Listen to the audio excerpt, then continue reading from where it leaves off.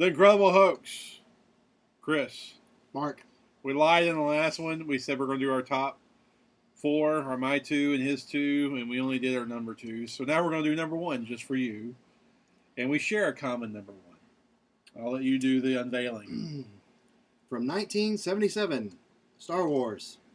Right. Unadulterated, unmolested, unbastardized, no special features, no Jabba the Hutt scene. Han shoots first.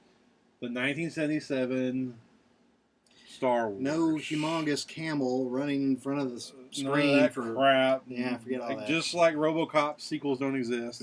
Just like the Matrix sequels don't exist, at least in my book. There were sequels to the Matrix? There you go. Those things don't exist, and it is the official 1977 version. With prequel or without, I don't care about the prequel thing, or the title above the prequel. That's either here or there to me. The point is, Han shoots first. All right, this is I was born in '76. You were born in '71. Mm-hmm. It was the first movie I can remember. Is it technically the first movie I saw? I can't say. I don't know, but it's the first movie I remember. It's almost like a memory to me. It's not really such a. It's like a memory to me as vivid as, say, like your first time to the zoo or something like that. Mm-hmm. Like I just remember Star Wars as a memory, like everything else. That's how big a hit it was. We went so many times, and I was so little. I sort of grew up with the memory input into my brain of Star Wars. So it's a very special connection for me. Sure. I'll let you lead off. Well, and being born in 1971, my first film that I saw was actually Snow White and the Seven Dwarfs, one of its many revivals at the theaters. Right. Disney did that a lot. So when you're watching for, 6 years, the majority of the films you see are these kind of Disney films. Apple Dumpling Gang. Yeah, that was a big thing back then. Yeah, that kind of very family friendly, but that stuff's just so kind of bland, even for the age that I was. It was okay, but it was, what it is. And all of a sudden Star Wars comes out, not knowing what the heck we were really in for, but I just know that we went, and it was like I'm like Roger Ebert. There's just some of those movies that you feel it's almost like an out-of-body experience. Yeah. And I felt very much like that when I saw it for the first time. It's like, what in the world? And and then it coming to the end, and they're on the Death Star, and it just the action and the stakes are being raised. You really cared about your heroes. Right. They could pull this through against this very evil empire, and so everything about that film was just clicking from the very first time I watched it, and the memories of those memories have been with me for ever since. But films had gotten to, I prefaced my comments talking about what I had saw beforehand, because that's important. Films had gotten so tired, and people were making a lot of just contemporary pieces and bland, and nobody was shooting for the stars anymore. No one was ambitious with their films anymore.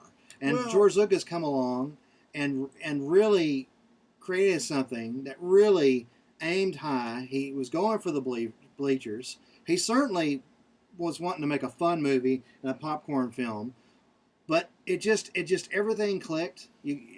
I know some luck plays into that, but I mean, and he cast people by their chemistry during auditions. He didn't look for the big stars, so that was important. He got the cast right, and then and he was able to put together something that's just not just pop culture, but every year studios look for the next Star Wars, and there's a reason for that. It set the bar high, and it really is kind of the gold standard in terms of what we want films to be. That's how I feel.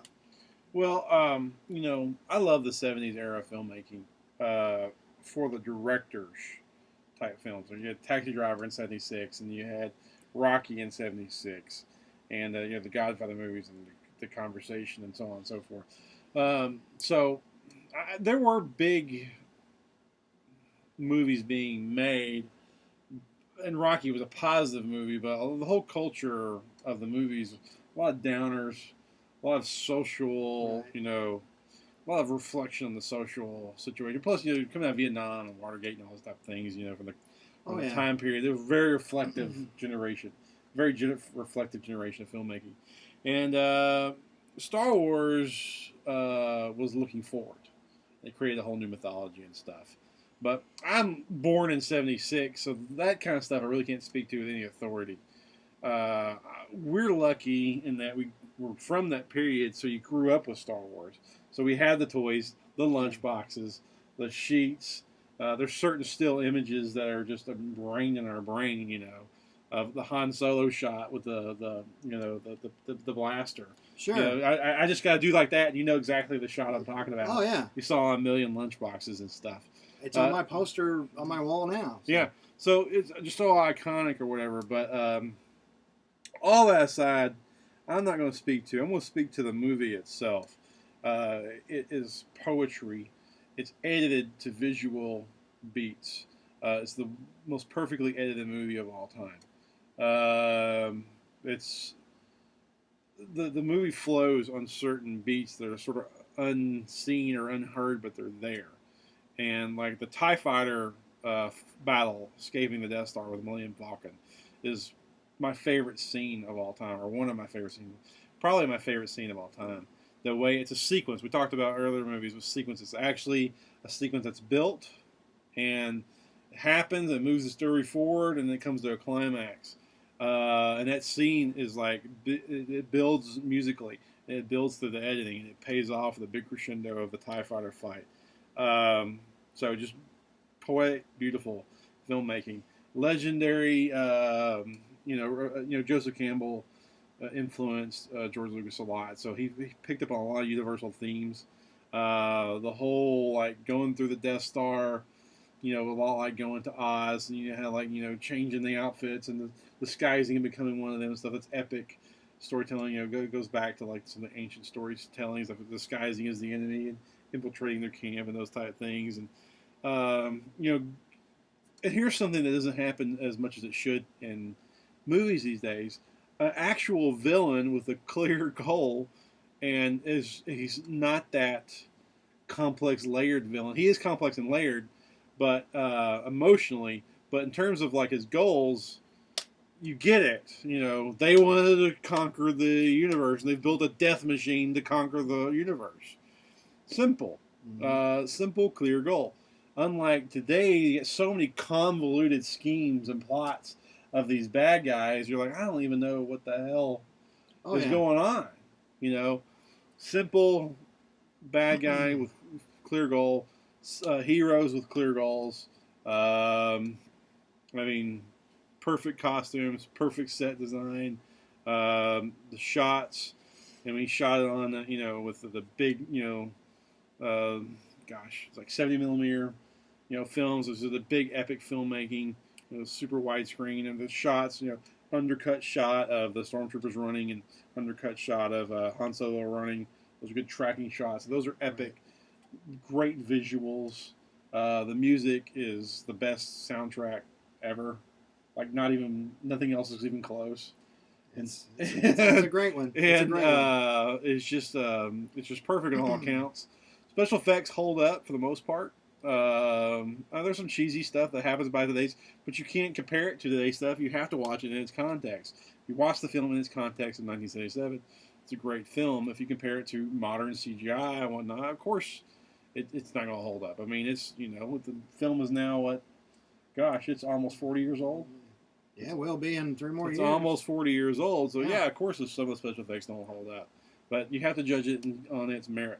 Han Solo, one of the great characters of all time. Some way we all emulated in our youth. Luke Skywalker to me, I love Luke Skywalker, and I've always had great affection for him. And when you're a little kid, you always wanted to be Luke Skywalker when you played. I always wanted to be Luke Skywalker. I still do, but that's me. And as you get older, I started to appreciate Han Solo more and the rascal, or the anti. He's not really an anti-hero, sort of a He's not even really jaded. He's just sort of cynical, maybe a little cynical, maybe a little, yeah. you know, just go ahead. Well, he's certainly a guy who's been around the world. He's been around the block, so he's not naive or innocent. And you need, I think, having someone who has that maturity and that cynicism to kind of make sure things don't get quite so. You kind of have a cynic there to kind of keep things in check. Yeah. So when you think, because it's so easy to take things so serious that you forget to have fun along the way, and you have a cynic kind of come along and go, "All right," wink at the audience and He's say, still kind of dashing. "Come along with us. Where this is all for fun now." Errol Flynn was great at that. If you ever see the Seahawk, see it, because he'll at times will do something. He'll kind of, and you kind of know this guy. He's conveying that Han Solo kind of vibe of, "Hey, this is a movie, folks. Have some fun with us." And, and it's important to do that. He definitely is that guy that the audience can connect to and view the movie through. Yeah. Especially when you have all these weird aliens and creatures, and you have these, and you have some noble, Obi-Wan's so noble, and Luke Skywalker is so young and so idealistic, and Han's the everyman that tap into the story. Yeah. And Princess Leia, the sex symbol for all of us geeks at that time. Oh, and Return of the Jedi, man. Oh my God, what guy our age doesn't love the whole the Jabba suit thing? Thank you, Jabba. Slave Leia. That's the one good thing he did. Slave Leia was a great. That's Return of the Jedi. That's another story. But just a great film. It's my favorite film of a long time. I rewatched it maybe just a couple of months ago. I purposely don't watch it all the time. Sure. So it stays a little fresh. If it's on TV, I avoid it. I don't watch it because I want it to stay special. Especially growing up, we watched it all the time. Oh yeah. We literally watched it like unceasingly. I'm sure I've seen it over 50 times. I'm sure I have. Oh yeah, I'm sure it's like over like more like 100 maybe. I mean, I would be surprised if it's like more like 100. Well, if I could interject one thing, back in March, he just did a Jedi mind trick on me. Did you see that? Go ahead. If it works. In March, I redid my top 100 for one of the reasons was so that the blog drive-through reviews, right. the Red Sea folks would have access to that. Well, as I was doing the top 100, I questioned every film. Does this film belong on this list? And went from 100 all the way to number 1. Every film I wanted to earn. Right. You're going to have to earn your place to be on top 100. You argued for it and against it. Yeah, I was doing the pros and cons. Greatness fights back. Right. Greatness survives scrutiny. And I tried. I can honestly say I tried. Tried to kick it off. For about 2-3 weeks when I was going through that list and redoing that list, I tried to think of things to knock it off. Right. But the more I tried, the more its greatness kept ping-ponging right back. And so I can say it's number 1 and not have any regrets about it. It deserves its place as number 1. And it's just a great film. And one other thing that really annoys me about the special editions, especially this changing with Han not shooting the visual beats, man. Can I just say, George Lucas, you know why that scene annoys me that you did that? It annoys me because the original version with Han shooting Greedo first, it's right out of The Good, the Bad, the Ugly. You have the Tuco character. He's being followed by the guy, the one-armed man, who wants revenge. And instead of just shooting Tuco, he goes into a long speech. And Tuco just shoots the guy before he can finish his victory speech. And he says, if you're going to shoot. Don't talk. Well, we know that the whole bar there on Tatooine is a tip of the hat of the Old West and a saloon and all that. And it was very much like The Good, Bad, and the Ugly, that scene with him. Because Greedo's just going on and on and on. I've been looking forward to this for the longest time. He's just like Tuco. And boom, if you mess with that scene, you mess with the homage that it was doing. Well, so I've never understood that. He changed a note in the music, and it totally made the whole thing go flat. Like I said, the movie is edited to visual and musical beats, and that one was actually had a rhythm to it. He messed up the rhythm of the scene. Yeah. The music is like 4 beats per bar or whatever it is. You're the musician out of the family. I know what you mean. So that scene, it goes. Greedo is like, I'll actually just imitate what Greedo says. Sure. But it's like Han says a line like, "Over my dead body." He goes, "That's the idea," and then he says in his Greedo tongue, "Went to Vienna and the Koska," and then Han Solo goes, "Yes, I bet you have." Bam! Boom. Yeah. So it goes 1, 2, 3, 4, 2, 2, 3, 4, 3, 3, 3, 2, 3, 4, bam! And he totally messed up the beats. Yeah. You see what I'm saying? Yeah, it's a mistake on that level as well. It's literally like taking the Ninth Symphony. And I'm like, let me just take out this bar, or let me just change this note, and it's a clunk, right, flat clunk, and that's the reason why it's such a tragedy. Tragedy, is that a word? Travesty. Travesty. Yeah. It's a tragedy and a travesty. It's late, folks. We'll get it out. It's a tragedy mixed with a travesty. It's a tragedy that he did that. Because he messed with the actual rhythmic editing beats of the movie. It's horrifying that he did that. I mean, literally, and I know people out there aren't geeks and fans of the series that are laughing at that right now, but literally, it's horrifying that he did that. It's always been horrifying since he did it. I remember when we saw it in the theater, we went and saw the special editions, we were like, I think we literally stopped and looked at it like, what the hell happened? Yeah. And we literally like, is that a joke? Did we get I know it was the first thing we talked about when the movie was over. It destroyed it. It literally, like, what was that? It literally was like taking in glass and you're looking through a mirror or whatever, and just shatters it. It shattered everything. All I know is George Lucas actually wore a shirt that said "Han shoot first" during the shooting on the Indiana Jones in the Kingdom of the Crystal Skull. So maybe that's his sign of understanding. He gets it.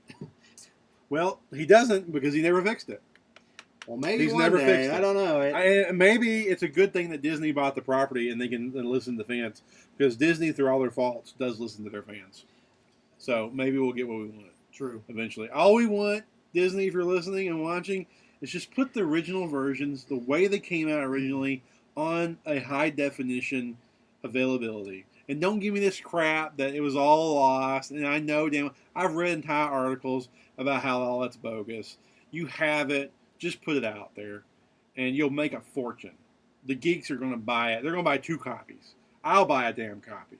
Just give us the movies the way they came out in the theaters, when we went and saw them, right, on their release dates.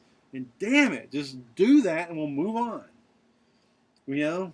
Well, Francis Ford Coppola, he releases Apocalypse Now, which we were just doing earlier in this series, and he included the Redux, but also the regular, the theatrical release. Now, if you're going to do that and release it like that, we appreciate that. Well, Coppola, to his credit, acknowledges that it's a completely different film. He came out and said, "Yeah, this is not even the same film. This is a whole nother film." Right. Like don't even look at him like as an alternate version. It's just like a whole new movie. Yeah. See it as a whole new thing, and I can kind of accept that. So at least it's not, like saying, well, this is what I really intended. He's like, no, this is a whole new version. Right. I didn't like them then, and I took out those scenes for a reason and blah, blah. This is just a whole new way to look at it. I'm like, okay, I can kind of go with that.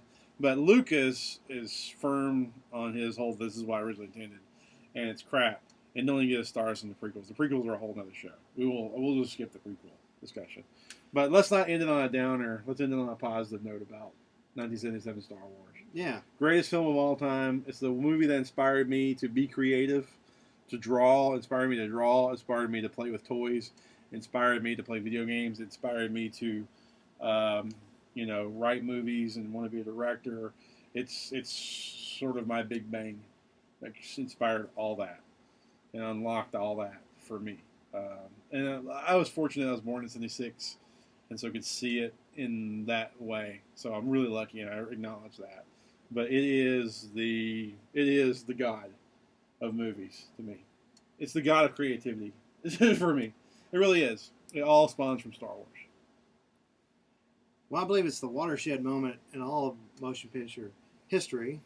I mean, it's the pinnacle. It's that when you have every year studios look for the next one, Star Wars. We certainly like variety, right? But I like the idea of studios going, "Hey, that film really aimed high," and